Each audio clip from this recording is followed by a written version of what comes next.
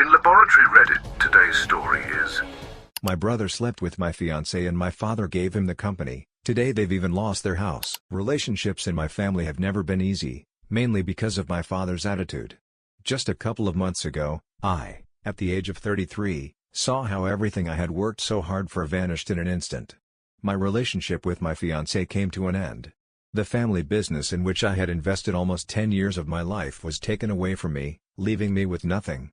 Although at the time it seemed like the end of the world, it turned out to be a blessing in disguise.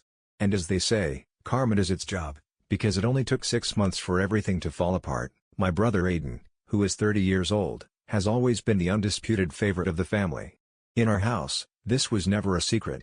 My mother's pregnancy with him was very complicated, and during his first 2 years of life, his health was very delicate. These medical difficulties made him particularly protected. My parents never tried to hide their preference for him. As the older brother, I was expected to be the responsible one, while anything that Aiden did was justified because he was the little one. This dynamic made him a conceited, spoiled and difficult person to deal with. Because of his personality and the constant pampering from our parents, Aiden and I never developed a close relationship.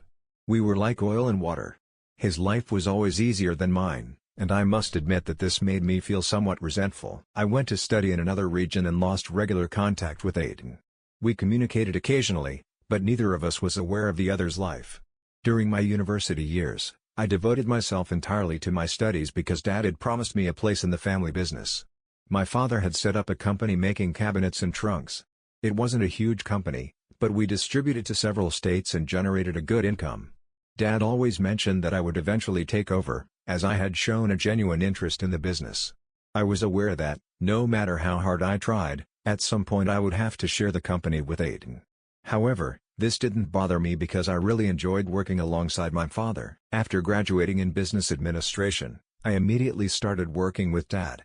This was just over 9 years ago. At that time, Aiden was at university and showed no interest in learning about the business, so he stayed away for several years. During this period I met Avery, 29, who would become my girlfriend. We hit it off quickly and started a relationship soon after. We were together for 6 years. During my time at the company, we managed to expand both production and distribution, increasing profits by almost 30%. Dad was really pleased with my performance. For the first time, I felt I was getting the recognition I had been looking for. Aiden came home a year and a half ago. He had been getting money from Dad all the time and had even got a sizable sum to start his own business. However, it seems that he spent all the capital without achieving anything, leaving him penniless. That's why he went back to Dad for support. The relationship between them was tense for a while, but I knew it was best to stay out of it. I was aware that, no matter what his mistakes or how serious his faults, Dad would always be willing to solve his problems. Within weeks, everything was back to normal. Dad offered him a job working with me in the business, but he showed no interest. Instead, he was allowed to stay on without any responsibilities. That's when everything started to fall apart. I was spending a lot of time at the office, and Avery had been visiting our house for years. It was probably during this period that she and Aiden started their secret relationship. Nobody was aware of this, although my father didn't openly condemn it when it came to light. I'm sure he didn't know that Aiden was having a relationship with my girlfriend. He trusted Avery too much to suspect anything like that, and although I knew Aiden was troubled, I never imagined he would do something like that to his own brother. I was wrong on both counts. I found out when Avery tearfully confessed that she was pregnant. At first I felt happy, but then she added that there was a high probability that I wasn't the father, but Aiden was. It was a very difficult moment, and honestly, I find it hard to relive the whole conversation. It took me a while to convince her to reveal who the other father could be. When I found out it was my own brother, anger consumed me. We had a physical confrontation that left us both injured. All this happened at home. Mom and Dad tried to separate us, but I was blinded by rage. Aiden didn't even know about Avery's pregnancy, and he was upset with her for telling me. They both insisted that it had been a one-time thing and that there was a high probability that the baby was mine. However, for me the relationship with Avery was definitely over, and there was no way I could get over this betrayal. They all tried to change my mind, arguing that the baby would stay in the family and that I shouldn't end the relationship because of a mistake. But I stood firm. For me, it wasn't just a mistake. Even if the baby turned out to be mine, I wouldn't have continued with her. The solution my father proposed was something no one expected. I think it was his last desperate attempt to manipulate me into normalizing the situation. He suggested that Avery and Aiden get married, since I was convinced that the baby was not mine, and as a consequence, Aiden would inherit the company together with Avery. This made no sense at all because Aiden had no knowledge of how to run the business. I think Dad was hoping that Aiden would reject the idea of marrying Avery, but to everyone's surprise, he accepted. No one understood why he had agreed, but now the reasons have become clear. After that, everything happened very quickly. I moved out immediately and have cut off all communication with the family ever since. My mother strongly opposed this madness that Dad and Aiden were organizing, but no one usually listens to what she says. Avery and Aiden were hastily married 3 weeks later, and that was the last time I heard from them. Until yesterday, these last 6 months have been a real torment. It would be a lie to say that I'm well. I'm trying to get through it, but it's not easy. I was left without support both personally and professionally. I dedicated so many years to the company that I have practically no other work experience, and now I have to start from scratch. I got a good job at a competing company.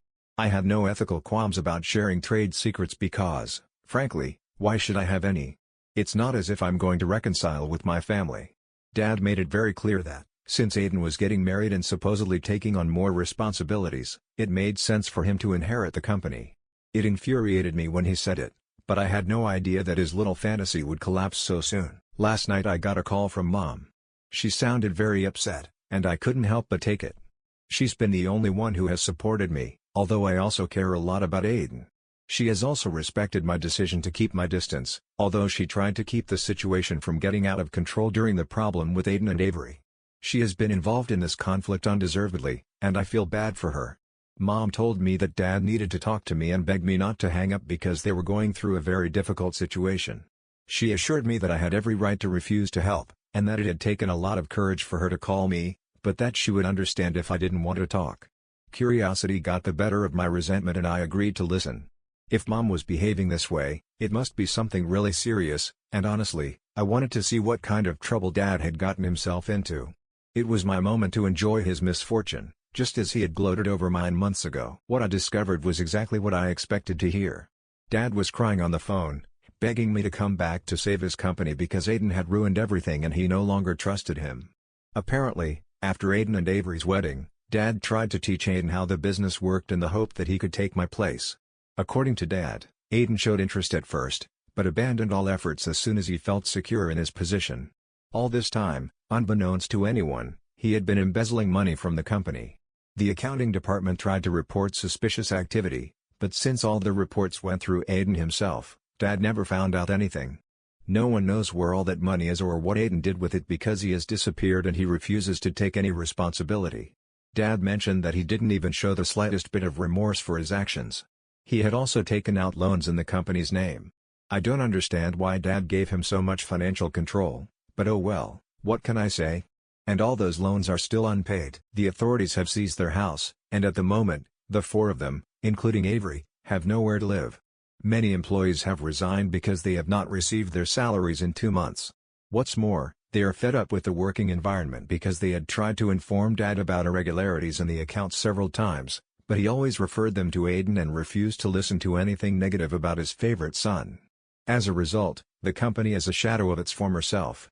They have lost a considerable amount of money, and Dad can't see a way out of this crisis. When he had finished explaining the situation, I already knew what was coming next. He asked me to go back to work for the company and asked me if the 4 of them could stay at my house because they had nowhere else to go.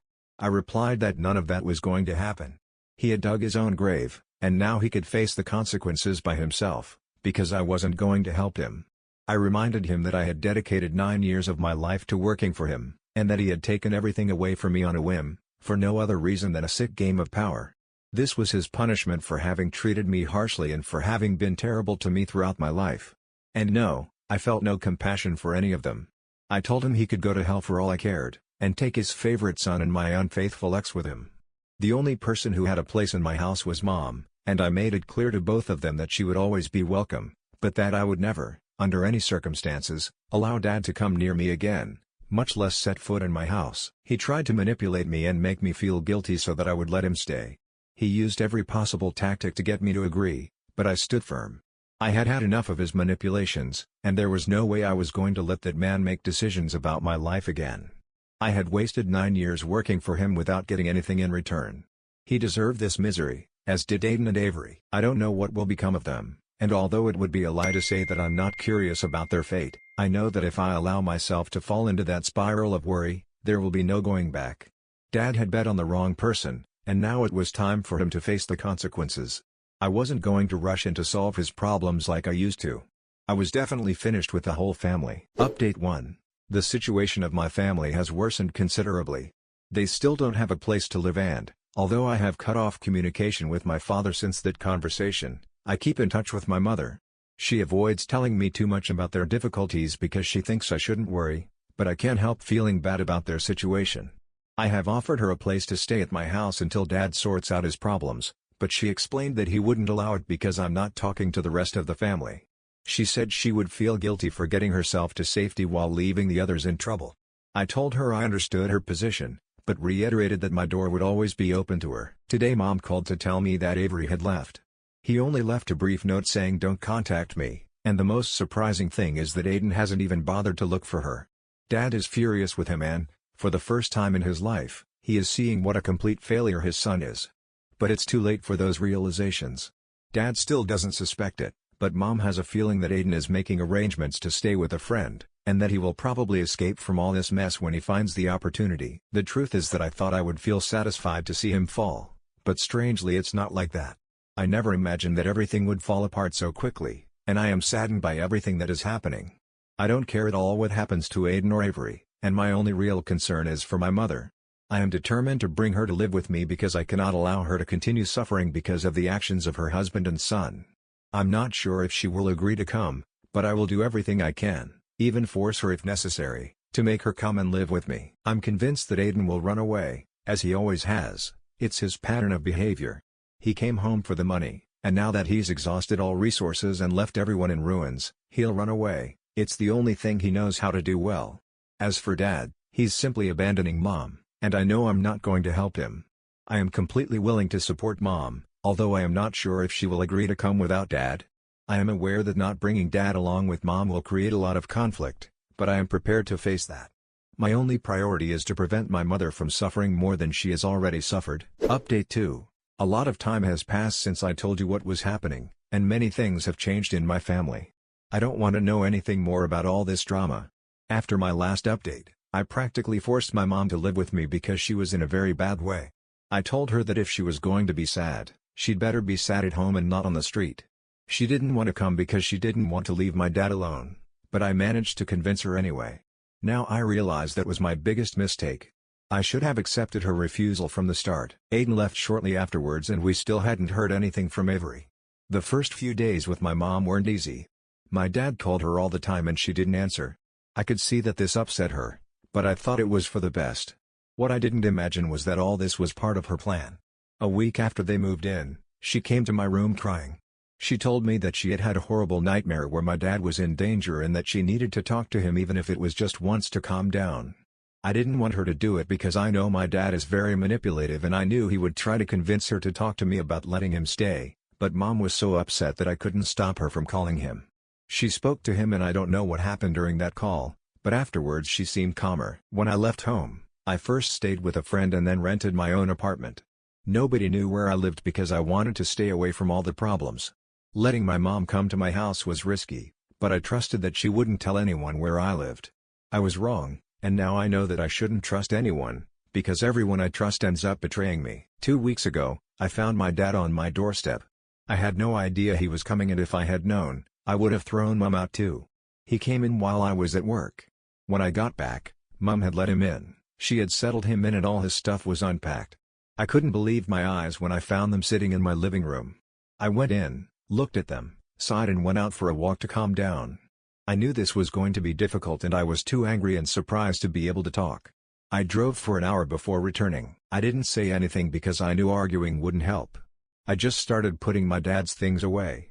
He got up and started yelling at me, in my own house. He said that this is no way to treat your family and that you have to help them when they're in trouble. I tried to ignore him, I really did, but there came a point when I lost it. There was a lot of shouting and insults, almost all of them because of the anger I felt. I don't remember exactly what I said. I'm just grateful that it didn't come to a fight, although I came very close several times. My mom was crying in a corner, begging me to think about it and let Dad stay for a few days. But I stood firm in my decision. I started to pack up his things, and when I started to pack up Mom's things too, she finally understood that I was serious.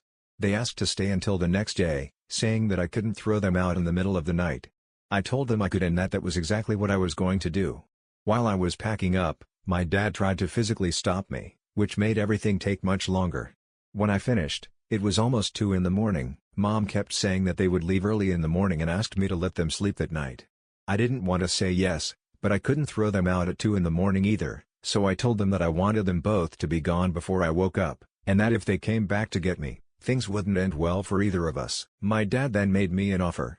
He offered me 51% of the company and asked me to come back so we could work together again. He told me it was better to be the boss than to work for others. I replied that there was no way I would join a company that was going under. I told him that I knew exactly why he wanted me back.